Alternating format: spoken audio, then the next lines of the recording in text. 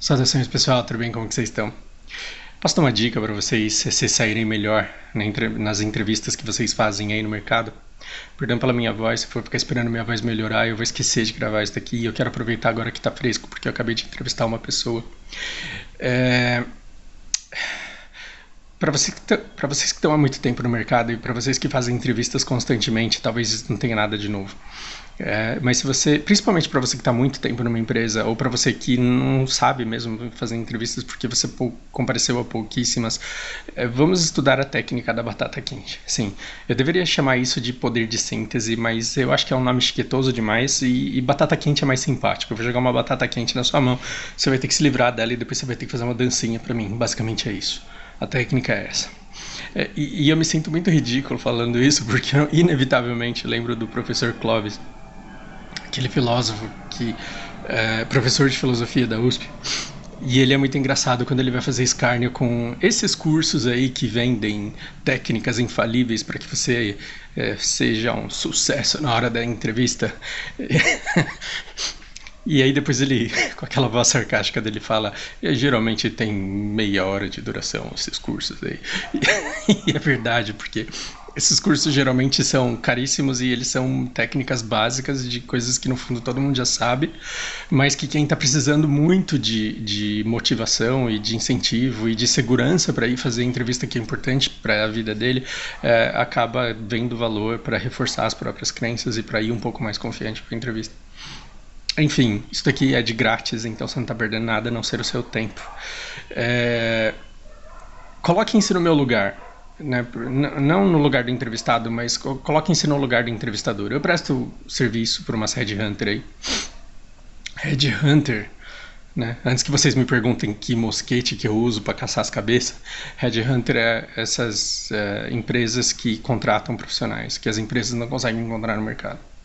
Tá. Então, aí beleza, eu tenho que fazer uma entrevista dessa. Pelo que eu sou pago, geralmente eu me programo para que essas entrevistas não durem mais do que meia hora, porque eu vou conversar porque eu não faço uma entrevista única, eu não faço a entrevista principal. Basicamente eu avalio o nível de inglês dos entrevistados. E conversando com eles, já que eu estou tendo que arrancar as coisas deles em inglês, eu aproveito e faço uma segunda bateria de questões importantes em entrevista, e depois eu preencho um relatório. Já que esse relatório me leva cerca de meia hora para preencher, eu faço de tudo para que essa entrevista não dure mais do que meia hora, essa conversa não dure mais do que meia hora, porque aí não fica ruim para a pessoa que atende, que geralmente ela está trabalhando e tem que interromper as atividades diárias do dia dela para me atender, e também fica um valor justo para mim pelo trabalho empenhado. E beleza, eu tenho meia hora. Se a gente dividir... E aí, assim, quando eu faço entrevistas, eu tenho que pensar em capacitações da pessoa. Em capacitações. Então, eu quero saber como que ela interage numa equipe, eu quero saber quais são as prioridades da vida dela, eu quero saber quais são as dificuldades que ela tem de se relacionar com pessoas, eu quero entender mais sobre a capacitação técnica que ela tem, eu quero saber como que ela trabalha sob pressão, se é que isso é possível extrair durante uma entrevista, porque todo mundo se sai muito bem sob pressão até que joga MOBA, e aí você descobre quem realmente a pessoa é. Quem já jogou comigo sabe quem eu sou de verdade. Enfim, quando um entrevistador liga para um candidato, ele sabe qual é o caminho das pedras, ele sabe como é que ele vai chegar à compreensão que ele quer ter dessa pessoa aqui. Então, eu preparo algumas perguntas, e eu espero que essa pessoa me dê a oportunidade de conhecê-la através da resposta dela. Eu quero que ela me apresente o máximo dela mesma, no que toca a cada uma das perguntas que eu faço. O problema é que, se eu tiver 8 perguntas para fazer, como é que eu pego... Quanto que é 30 dividido por 8? Né? Você percebe que a gente não tem muito tempo, eu não posso ficar mais do que 3 minutos em cada uma dessas questões? Então, vamos supor que eu te ligo e eu sou seu entrevistador, ou não, ou você está no escritório aqui e eu te faço uma pergunta do tipo... Fala um momento aí em que você trabalhou sob pressão, com metas difíceis de alcançar e como foi que você procedeu e como que você... Quando eu te pergunto isso, na verdade eu estou querendo saber mais sobre você do que sobre o evento em si. mais sobre você do que sobre o evento em si. Fala uma situação em que você teve problemas de relacionamento com alguém e como foi que você lidou com isso. Eu não quero conhecer a pessoa, eu não quero conhecer a pessoa com quem você teve problemas de relacionamento. Eu quero saber como você lida com esses problemas. E nisso eu preciso de um poder de síntese. E como que você vai sintetizar? Eu não tenho como dar receitas, porque eu não tenho que formular suas respostas, mas você, antes de ir para uma entrevista, tem que pensar como é que você se expressa a respeito de cada coisa que você é. A respeito de cada coisa que você é. Porque imagina que eu te faço uma pergunta e falo assim, olha, me fala aí um momento em que você teve dificuldades de relacionamento com algum superior e como que você lidou com isso. Eu preciso que você diga alguma coisa do tipo em 3 minutos, contando. Olha, houve uma época em que realmente eu tive um superior que se sentia ameaçado pela minha presença. Ele tentava sabotar o meu trabalho e não dar visibilidade ao trabalho que fazia. Eu tinha dificuldades em aceitar isso, porque o ego falava bastante alto e eu queria que o meu trabalho fosse reconhecido. E aí você dá a resolução disso, olha lá, em menos de 30 segundos. Percebe? Pô, que legal. E me fala uma outra situação aí em que você teve que correr atrás de uma meta impossível e como você fez para comunicar isso. Eu tô sendo criativo demais. Geralmente eu tenho o contexto do candidato aqui. Então você pode me dizer que você recebeu um pedido que tinha uma data de entrega de 2 semanas, mas que levaria no mínimo um mês para ser finalizado, e que você fez de tudo que você podia para sinalizar que seria impossível a entrega, e que você pautou para os seus superiores qual seria o prejuízo de não entregar na data, já que vocês não tinham capacitação, não tinham poder produtivo para fazer essa entrega. Poder, capacidade produtiva para fazer essa entrega. Me mostra que você sinalizou isso, que as pessoas entenderam e que elas tomaram atitudes em relação a isso e que você foi muito reconhecido, não pelo fato de você ter dado conta de toda a demanda, mas pelo fato de você ter preparado os seus superiores para a incapacidade deles de atender a demanda e como é que eles reagiriam a isso. Menos de meio minuto. Que maravilhoso. Porque é isso que eu quero saber. Eu quero saber se você surta quando um chefe pega no seu pé, e se você surta quando você tem excesso de trabalho aqui e não consegue dar conta dele. E aí, em menos de 6 minutos, eu já liberei dois slots aqui, e aí eu posso falar, me fala aí do seu hobby. E aí eu vou, de acordo com cada pessoa, ver o que é que o entretenimento dele me diz a respeito dele.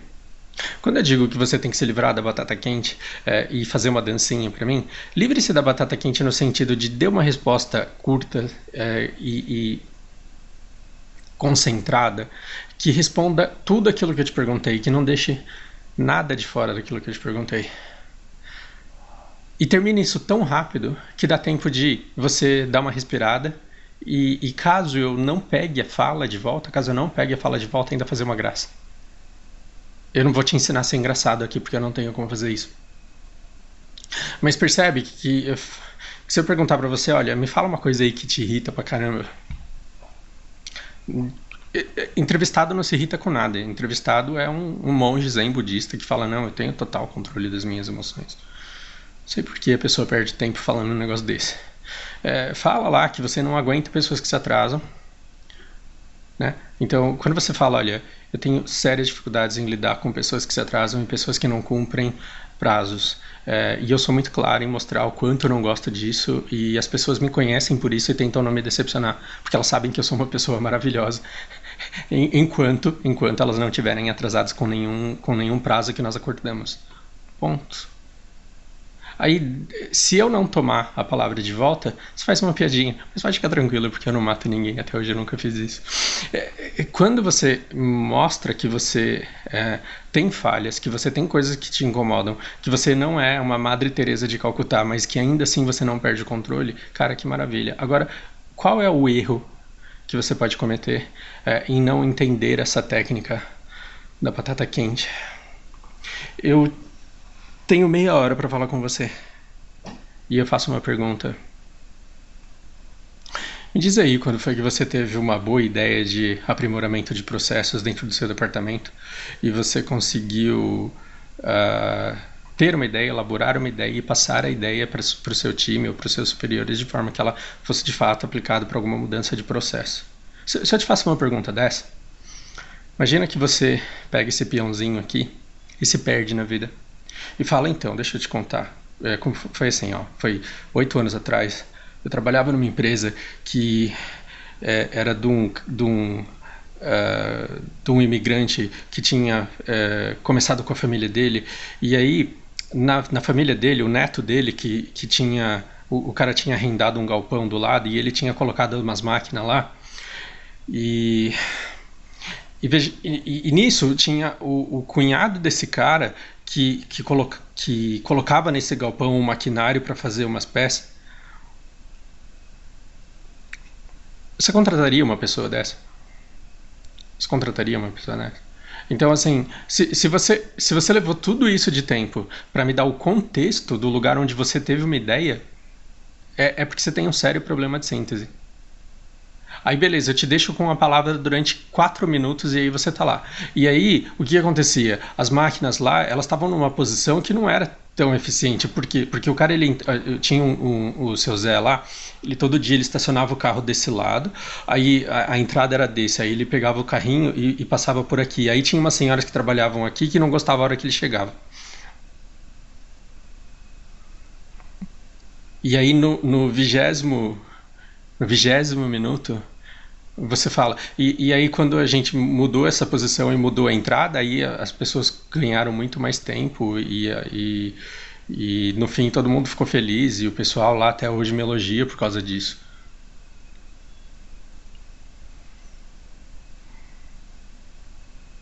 O que aconteceu? Passaram-se 25 minutos da entrevista e esses outros peõezinhos eles estão aqui, porque essa foi a primeira pergunta que eu te fiz. Você acha que você vai passar numa entrevista em que tudo que você fez foi me provar que você não consegue me dar uma resposta rápida de um assunto simples?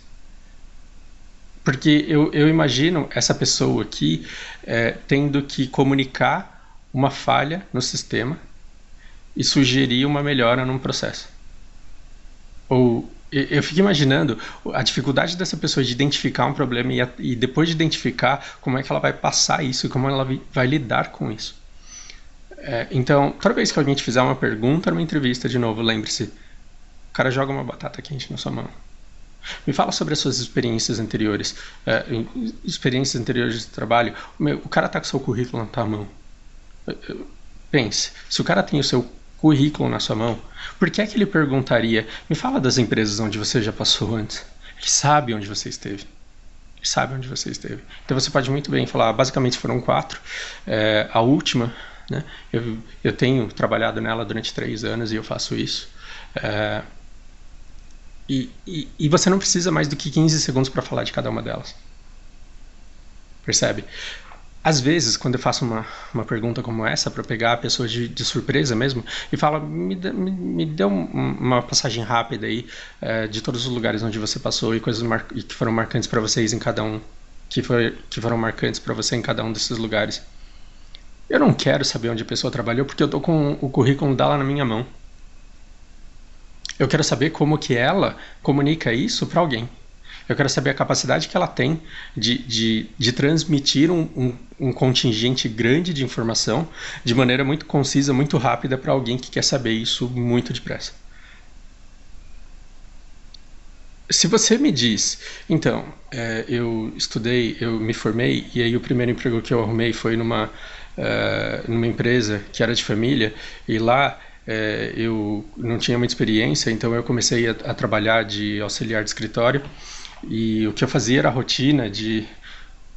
Então, assim, a gente já está há 30 segundos falando do primeiro emprego, da primeira empresa, de uma posição que não teve relevância. Não teve relevância. Então, assim, que impacto profissional que você é? As suas últimas posições, porque, teoricamente, você está numa ascendente, né? Então, teoricamente, você está numa ascendente. Então, o que mais impacta para você, para formar quem você é hoje, é a sua última posição. A menos que a sua penúltima tenha sido melhor, porque você fez um downgrade, né? Então, se você falar, olha, a minha penúltima posição foi, né, de coordenador de uma equipe, tivemos dificuldades, a última posição em que eu estive foi de analista. Ok, você mostra que você teve um downgrade que não teve problemas com isso, porque afinal de contas eu estou com o seu currículo na mão, então você não tem por que mentir. Mostra que você está bem com isso e que você consegue transmitir informações rapidamente, de forma concisa. E eu tô dizendo tudo isso de forma muito prolixa, mas é porque eu tô doente. Espero que seja útil, reflitam aí e boa sorte, né, nas entrevistas de vocês. Eu não acho que vocês precisam de sorte. Eu acho que vocês precisam de tranquilidade em cima de capacitação. Busque capacitação. A sorte virá.